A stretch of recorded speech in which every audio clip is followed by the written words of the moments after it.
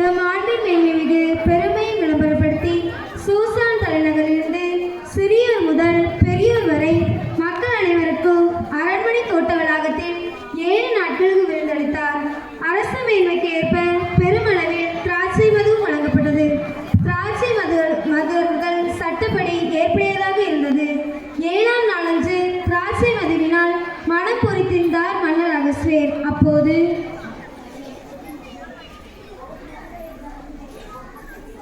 பேரழகியான அரசி வஸ்தியின் எழிலை மக்களும் தலைவர்களாகிய நீங்களும் காண வேண்டும் என்பது எனது ஆசை. நீங்கள் போய் அரசியிடம் சென்று அரச மகுடம் சூட்டப்பட்டவளாக என் முன் அழைத்து வாருங்கள். அப்படியே ஆகட்டும் அரசே.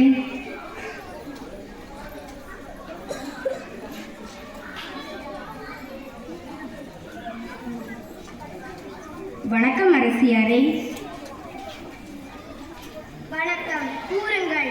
அரசர் தங்களை அரச மகுடம் சூட்டி அலங்காரத்துடன் அரசவை கலைத்து வர கட்டளையிட்டுள்ளார். தங்களின் வழியாக எனக்கு வந்த மன்னரின் சொல்லுக்கிணங்கி எல்லார் முன்னிலையும் காட்சி பொருளாக நிற்க என்னால் முடியாது என போய் அரசரிடம் சொல்லும். நன்றி அரசியாரே.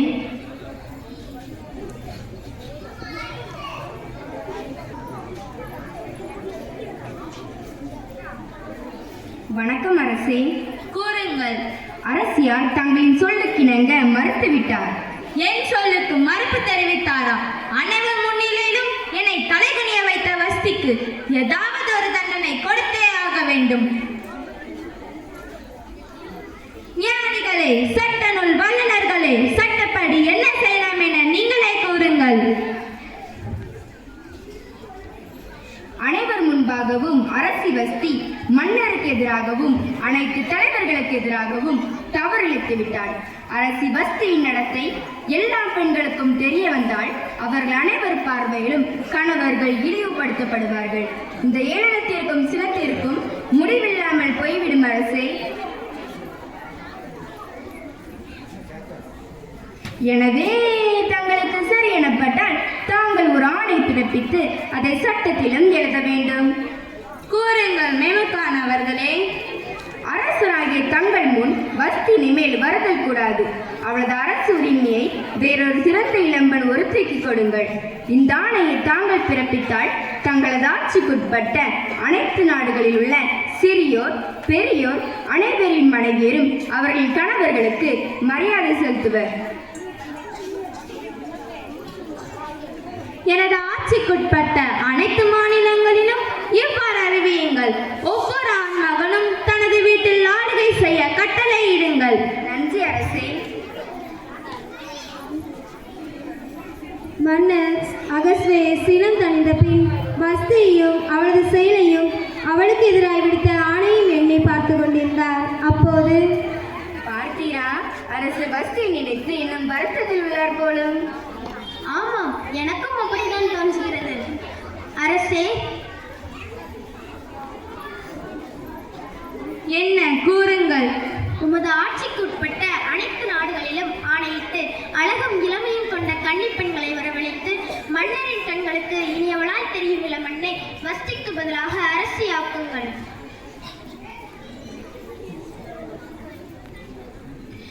இது நலமெனப்பட்டால் ஆணையாக்குங்கள். உடனே ஏற்பாடு செய்யுங்கள். உத்தரவு அரசே. கேட்ட மன்னர் அகஸ்வேருக்கு சரியெனப்பட்டதால் ஆணையிட்டார். மன்னரின் ஆணையின்படி இளம்பெண்கள் பலர் சூசான் அரண்மனைக்கு வந்தனர்.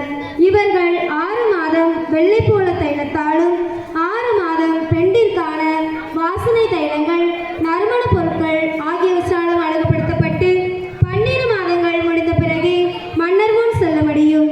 இவர்களுள் சூசான் அரண்மனையில் பணிபுரியும் யூதரான மொர்தெகாயின் வளர்ப்பு மகளான எஸ்தரும் ஒருவர்.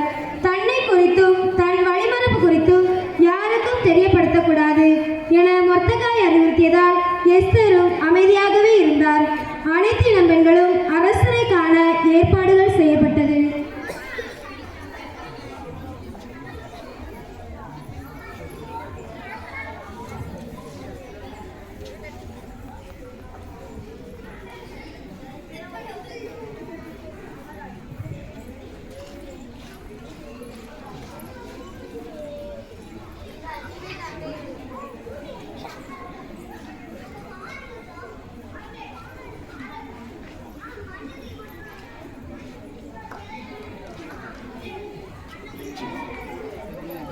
எனது கண்களுக்கு மிகுந்த தயவு பெற்றவளாயுள்ளார்.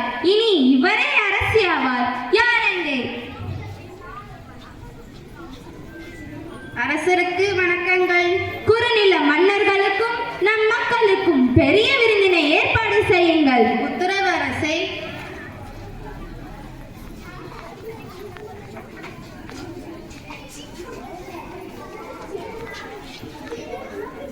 மன்னர் செய்த காரியம் எனக்கு பிடிக்கவே இல்லை. எனக்கும் பிடிக்கவில்லை. என்ன செய்யலாம்? நாம் இருவரும் சேர்ந்து மன்னரை கொலை செய்து விடுவோம்.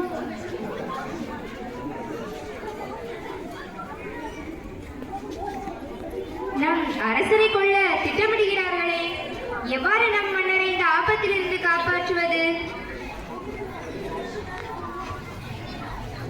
என்ன செய்யலாம்?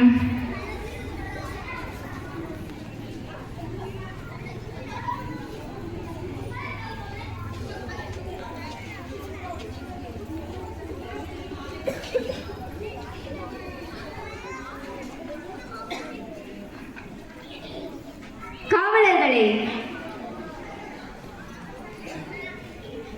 அவசரமான செய்தி, உடனே அரசி எஸ்தரிடம் கொண்டு செல்லுங்கள். செல்கிறோம்.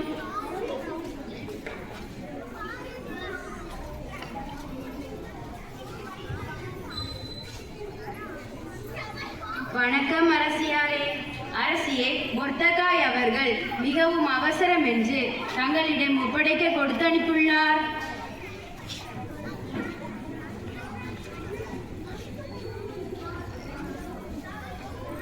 இதை உடனடியாக அரசரிடம் கொண்டு சேருங்கள். உத்தரவு அரசியாரே.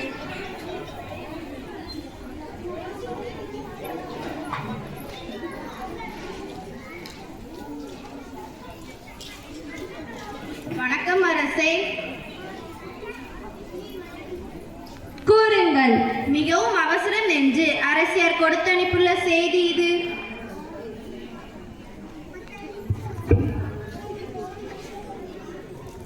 என்னை கொல்ல திட்டமா? யார் அங்கே? கூறுங்கள் அரசே.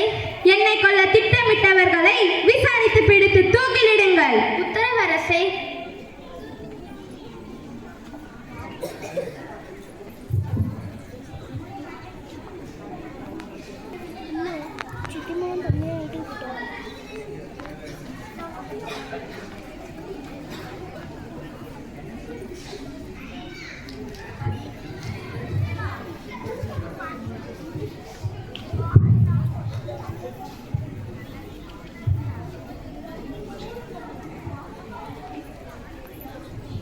நான் எனது அரசின் உயரிய பதவியை உனக்கு கொடுத்துள்ளேன். இனி இந்த அரசை உடனிருந்து வழிநடத்தும் பொறுப்பை உமக்கு ஒப்படைக்கிறேன். உங்கள் நம்பிக்கையை நான் கட்டாயம் காப்பாற்றுவேன் அரசே.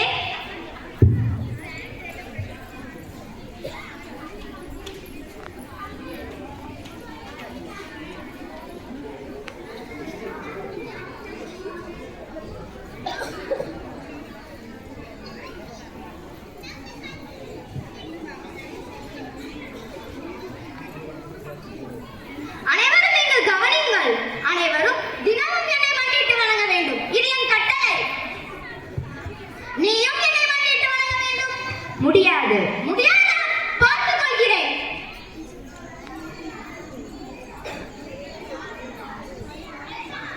மொர்தகாய் அவர்களே, நீர் மட்டும் ஏன் ஆமானை மண்டியிட்டு வணங்க மறுக்கிறீர்கள்? நான் ஒரு யூதன். இவனை என்னால் மண்டியிட்டு வணங்க முடியாது. என்னை மண்டியிட்டு வணங்க உனக்கு இவ்வளவு கஷ்டமா? யூதர்கள் அனைவரையும் அழித்து காட்டுகிறேன். நீயும் யூதன் தானே?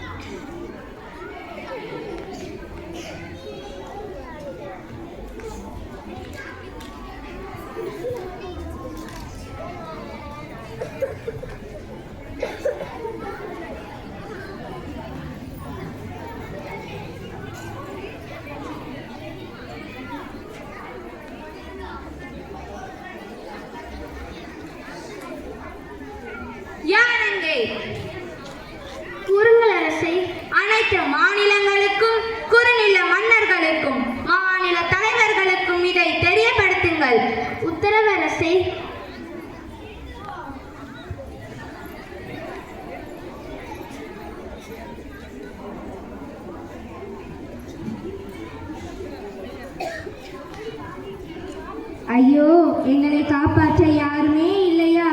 அரசரே ஆணையிட்டுள்ளதால் நான் யாரிடம் போய் முறையிடுவது?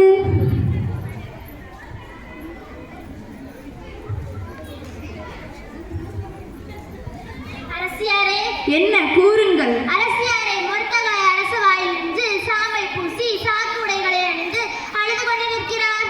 ஐயோ, அழுது கொண்டிருக்கிறாரா? நீங்கள் மொர்தகாயிடம் சென்று சாக்கு உடைகளை களைந்து நல்ல ஆடைகளை அணிய சொல்லுங்கள். உத்தரவு அரசியாரே.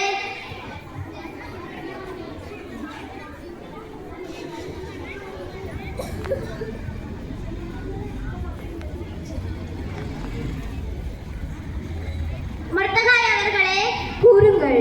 அரசு இந்த ஆடையை தாங்களிடம் கொடுத்து அணிய சொன்னார்கள். புதிய ஆடைக்காக நான் இங்கு வரவும் இல்லை, இது எனக்கு தேவையும் இல்லை. எடுத்துச் செல்லுங்கள்.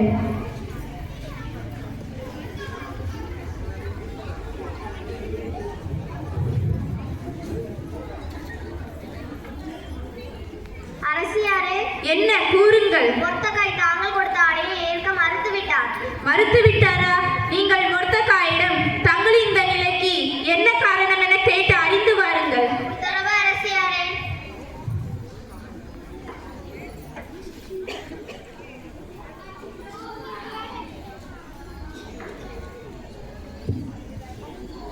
அரசியார், மொர்தகாய் அவர்களே, கூறுங்கள். தாங்கள் இந்த நிலைமைக்கு என்ன காரணம் என்று அரசியார் அறிந்து வர கட்டளையிட்டுள்ளார்கள். ஆமாம், யூதர்கள் அனைவரையும் அழித்து அரச கருவூலத்தில் வெள்ளியை சேர்ப்பதாகவும் அரசரிடம் கூறினார். அரசரும் அதற்கான ஆணையும் பிறப்பித்துள்ளார். இதோ ஆணையின் நகல். இதை அரசு எஸ்தரிடம் கொடுத்து அரசர் அகஸ்பேரிடம் எங்களுக்காகவும் எம் மக்களுக்காகவும் பரிந்து பேசுமாறு சொல்லுங்கள். கூறுகின்றோம்.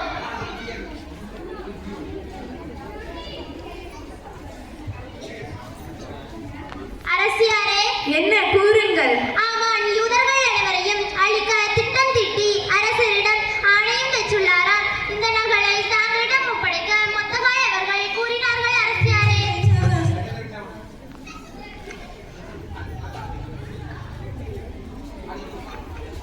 நீங்கள் மொர்தகாயிடம் சென்று அரசர் தாமாக அழைக்காத யாரும் அரசரின் உள்முற்றத்திற்கு செல்ல முடியாது.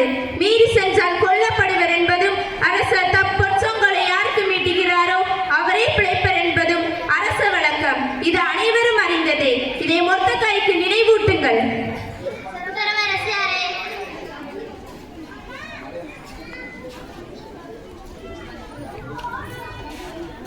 மொர்தகாய் அவர்களே, கூறுங்கள். மன்னர் தாமாக அழைக்காத யாரும் அரசர் முன் செல்ல முடியாது எனவும், மீறி சென்றால் கொல்லப்படுவர் என்பதும், மன்னர் தம் பொற்சங்கோலை யார் பக்கம் நீட்டுகிறாரோ அவரோ பிழைப்பர் என்பதும் அரச வழக்கம். இது அனைவரும் அறிந்ததே என்பதும் தாங்களுக்கு நினைவூட்ட அரசியார் அனுப்பியுள்ளார்கள். அரசியாரே, நீங்கள் போய் எஸ்தரிடம் அனைத்து யூதர்களிலும் அரச மாளிகையில் இருக்கும் நீ மட்டும் காப்பாற்றப்படுவாய் என ஒருபோதும் கற்பனை கூட செய்ய வேண்டாம். இப்போது அமைதியாக இருந்தால் யூதர்களோடு சேர்ந்து நீயும் உன் தந்தை வீட்டாரும் அழிவீர்கள். இப்படி ஒரு இக்கட்டான சூழலில் இருந்து காக்கவே நீ அரசியாக உள்ளாய் போலும் என்று எஸ்தரிடம் சொல்லுங்கள்.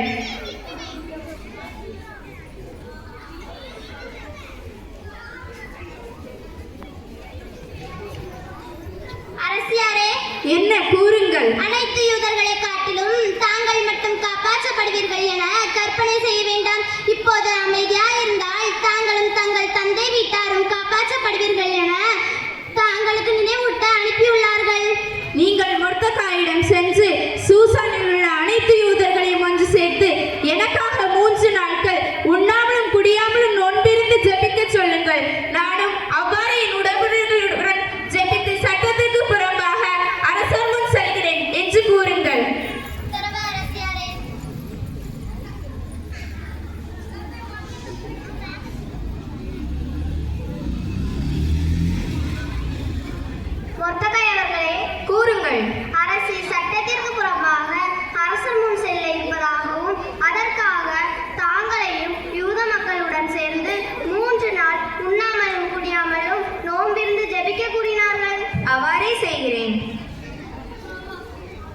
எஸ்தரின் வாக்கின்படி அனைவரும் ஒன்னா நோன்பிருந்து 3 நாட்கள் ஜெபித்தனர். 3 நாட்களுக்கு பின் எஸ்தர் மன்னர் அகஸ்வேரை காண அரச ஆடையணிந்து அரண்மனைக்கு செல்கிறார். அரசே,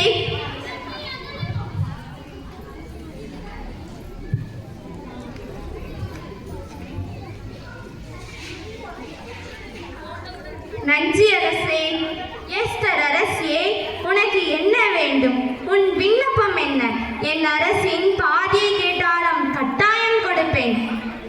மன்னர் விரும்பினால் இன்று நான் ஏற்பாடு செய்திருக்கும் விருந்திற்கு நீங்களும் ஆமானும் வருகை தர வேண்டும். கட்டாயம் வருகிறேன் எஸ்தர். யார் அங்கே? கூறுங்கள் அரசே. ஆமானை உடனடியாக வர சொல்லுங்கள். உத்தரவு அரசே.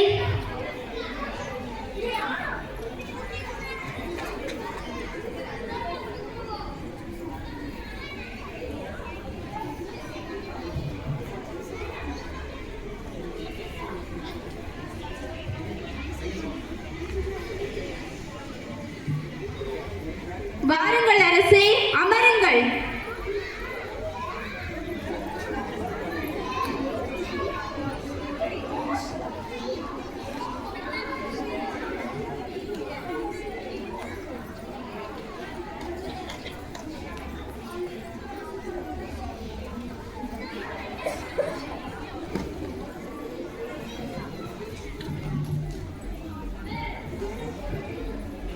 எஸ்தர் அரசியே, உன் விண்ணப்பம் என்ன? எதுவாக இருந்தாலும் அது உனக்கு நிறைவேற்றப்படும். என் அரசின் பாதியை கேட்டாலும் மறுக்க மாட்டேன். என் விண்ணப்பமும் வேண்டுகோளும் ஒன்றுதான். தங்களின் பார்வை எனக்கு தயவு கிடைத்தது. அரசே, நலமெனப்பட்டால் நான் நாளைய தினமும் ஏற்பாடு செய்திருக்கும் விருந்திற்கு நீங்களும் ஆவானும் வருகை தர வேண்டும். அப்போது மன்னரின் வார்த்தைப்படி என் விண்ணப்பத்தை தெரிவிக்கிறேன். கட்டாயம் வருகிறேன் எஸ்தர்.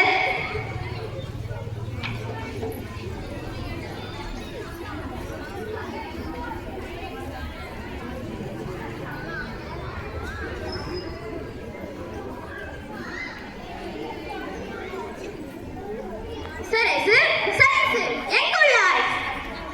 என்ன ஆயிற்று? ஏன் இவ்வாறு கத்திக்கொண்டுள்ளேன்? அரசர் கொடுத்த பொறுப்புகளை எவ்வளவு சிறப்பாக நான் செய்துள்ளேன். அவ்வளவு சிறப்பாக செய்ததால் தான் அரசர் எனக்கு அரசின் உயர்ந்த பதவியை கொடுத்துள்ளார். மக்கள் அனைவரும் என்னை மண்டிட்டு வணங்கி எனக்கு மரியாதை செய்வார்கள். ஆனால் இந்த மொத்தக்காய் மட்டும் அவனை பார்க்கும் பொழுது எனக்கு அவ்வளவு கோபம் வருகிறது. அவன் மட்டும் மற்றவர் முன் என்னை வணங்க மறுக்கிறான். இதை பார்த்த மற்ற மக்களும் என்னை வணங்காமலும் எனக்கு மரியாதை செய்யாமலும் போய்விடுவார்களோ என்ற பயம் எனக்குள் தொடங்கியது. பின் அரசு எஸ்தர் எனக்கும் மன்னருக்கும் விருந்தளித்தார். நாளைக்கும் விருந்துக்கு வர அழைத்துள்ளார். மொத்தக்காயின் செயலை பார்க்கும் பொழுது எனக்கு ஒன்றும் புரியவில்லை. ஏன் இவ்வாறு புலம்பிக் கொண்டுள்ளேன்? 50 முழ உயரத்துக்கு ஒரு தூக்கு மரம் செய்து அதில் மொத்தக்காயை தூக்கிலிடுங்கள். பின்பு அரசருடன் சென்று விருந்துண்டு மகிழுங்கள். இப்பொழுது உறங்குங்கள்.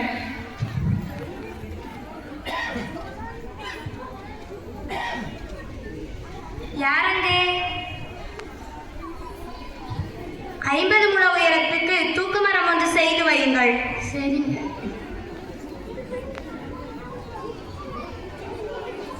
அன்றிரவு மன்னருக்கு தூக்கம் வரவில்லை.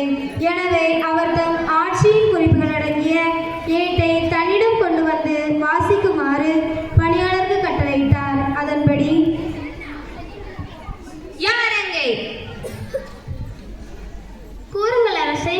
எனது ஆட்சியின் குறிப்புகள் அடங்கிய ஏட்டை எடுத்து வாருங்கள். உத்தரவு அரசே.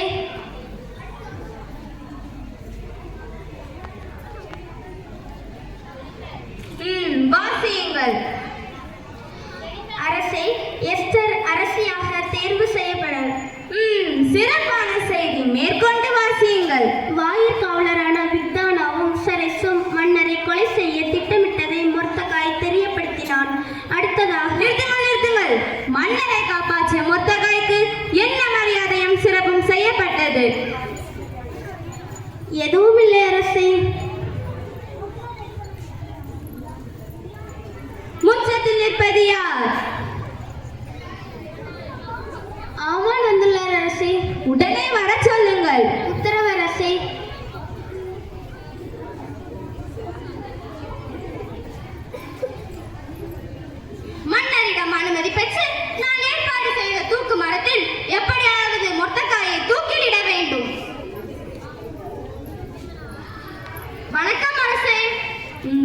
மொர்தெகாய் ஆமான் அவர்களே, மன்னர் தாம் மரியாதை செய்ய விரும்பும் நபருக்கு என்ன செய்யலாம் என நினைக்கிறீர்கள்? நமக்காக இருக்குமோ? அரசே, மரியாதை செய்ய விரும்பும் ஒருவருக்கு அரச ஆடை ஆபரணங்கள் அணிவித்து தலையில் மகுடம் சூட்டி குதிரையில் ஏற்றி அரசின் உயர்ந்த பதவியில் இருக்கும் அவரிடம் இதுவே மன்னர் தாம் மரியாதை செய்ய விரும்பும் ஒருவருக்கு செய்யும் செயலாகும் என தெரிவித்து நகர் வீதிகளில் ஊர்வலமாய் அரச வாயிலில் அரசருக்கு முன் அழைத்து வர வேண்டும். இதுவே சிறந்த அரச மரியாதையாக இருக்கும். சரியாக கூறினீர்கள். தாங்கள் கூறிய அனைத்தையும் அரச வாயிலில் நிற்கும் மொர்தெகாய்க்கு செய்யுங்கள். ஒன்று கூட விடாமல் பார்த்து கொள்ளுங்கள். மொர்தெகாய்க்கா? உத்தரவு அரசே. மொர்தெகாய்க்கு நான் செய்ய வேண்டுமா?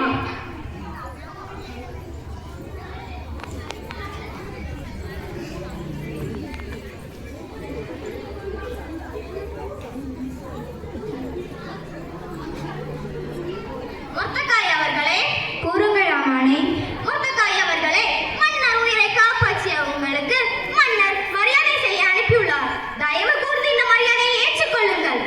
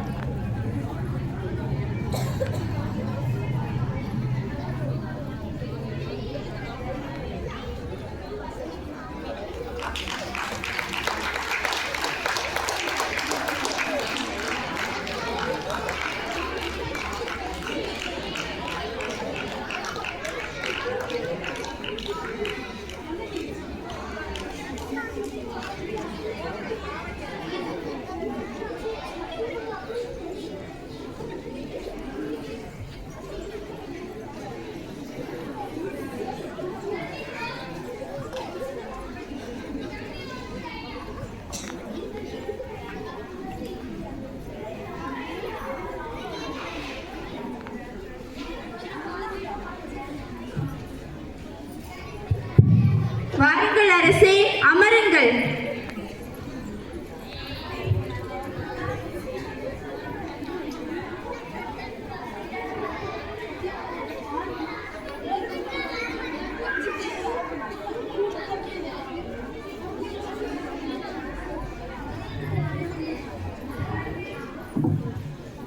எஸ்தர் அரசியே, உன் விண்ணப்பம் என்ன? எதுவாக இருந்தாலும் கேள். என் அரசின் பாதியை கேட்டாலும் கட்டாயம் கொடுப்பேன். உன் கண்கள் எனக்கு தயவு கிடைத்தது. அரசே, நாடும் என் மக்களும் கொலையுண்டு அழிந்து போகும்படி விலை பேசப்பட்டிருக்கின்றோம். நாங்கள் அடிமைகளாய் விற்கப்பட்டிருந்தால் கூட நான் மௌனமாக இருந்திருப்பேன். ஆனால் எங்களுக்கு உண்டாகும் இழப்பிற்கு எதிரியால் கூட ஈடு செய்ய இயலாத நிலை உருவாகும். அரசே, என்ன சொல்கிறாய் எஸ்தர்? இப்படி செய்தவன் எவன்? தன் இருதயத்தில் செருக்குச்சு இவ்வாறு செய்ய நினைத்தவன் எங்கே?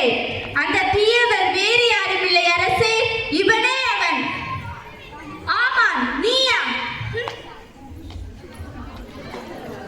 அரசியாரை தயவு கூர்ந்து என்னை மன்னித்து விடுங்கள். மன்னிப்பா? உமக்கா? அரசி, தயவு செய்து என்னை மன்னித்து விடுங்கள். என் மாளிகையில் நான் இருக்கும் போதே இவன் அரசியை கெடுப்பானோ? யார் அங்கே?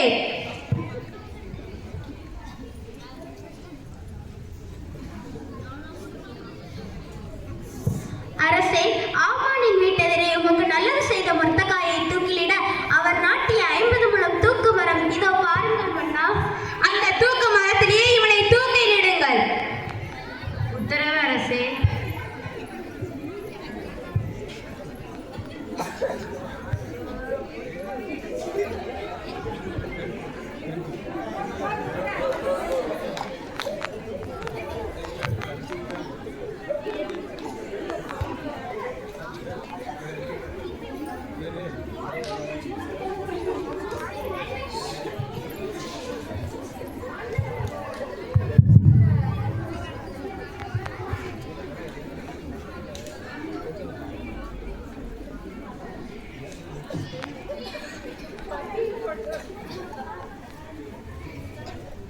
அரசே, தங்களிடம் ஒரு வேண்டுதல் கேட்க வேண்டும். நிறைவேற்றுவீர் என்று நம்புகிறேன். தயவு கூறுங்கள் அரசே. நன்றி அரசே. எஸ்தர், உன் விண்ணப்பம் என்ன? உம் கண்கள் எனக்கு தயவு கிடைத்தது. அரசே, உம் ஆட்சிக்குப்பட்ட அனைத்து யூதர்களையும் அழிந்து போகுமாறு வஞ்சனை திட்டமிட்டு ஆமான் எழுதி அனுப்பிய மடல்கள் அனைத்தையும் திருப்பி அனுப்ப ஆணையிடுங்கள் அரசே. என் மக்களுக்கு ஏற்படும் தீங்கினையும் என் உறவினர்களின் படுகொலையும் நான் எவ்வாறு காண இயலும் அரசே? ஆமானின் இல்லத்தை உனக்கு அளித்தேன். யூதர்களுக்கு எதிராக கை நீட்டிய ஆமானும் கொலை செய்யப்பட்டான். ஆயினும் மன்னரின் பெயரால் எழுதப்பெற்ற எந்த ஒரு மடலும் திரும்பி பெற இயலாது. யாரெங்கே? கூறுங்கள் அரசே. ஆமானிடமிருந்து கலச்ச பெற்ற என் கணையாளியை கொண்டு வாருங்கள். உத்தரவு அரசே.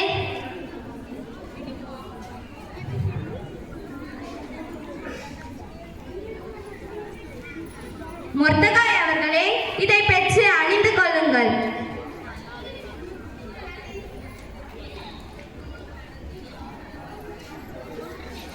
மொர்தெகாய் அவர்களே, தங்களது பார்வையில் நலமெனப்படும் அனைத்தையும் யூத மக்களுக்காக மன்னரின் பெயரால் எழுதி மன்னரின் கணையாளியால் முத்திரையிடுங்கள். அவ்வாறே செய்கிறேன் அரசே.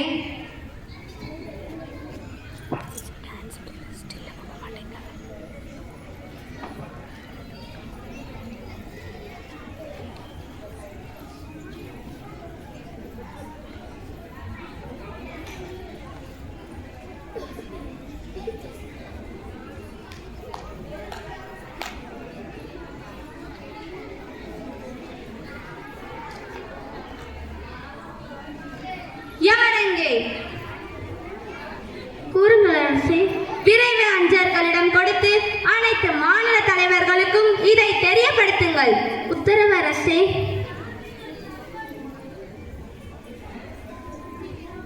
எங்கள் யூத மக்களை காப்பாற்றியதற்கு நன்றி அரசே. மொர்தெகாய் அரச மாளிகையில் வல்லவரானார். அவரது புகழ் அனைத்து மாநிலங்களிலும் பரவியது. அவரது ஆற்றல் மென்மேலும் வளர்ந்தது. அப்போது